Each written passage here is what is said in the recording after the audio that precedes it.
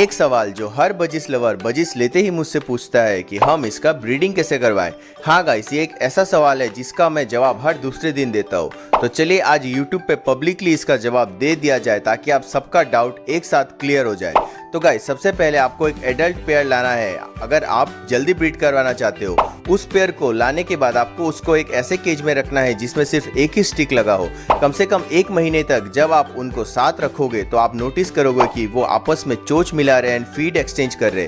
अब आपको उनको मटकी प्रोवाइड करना है एंड रेगुलर बेसिस पे उनको सॉफ्ट फूड भी देते रहिए ताकि वो जल्दी हीट पे आ जाए। एंड सबसे इंपॉर्टेंट बात, आपको उनको बहुत सारा प्राइवेसी देना है ताकि वो कंफर्टेबल एंड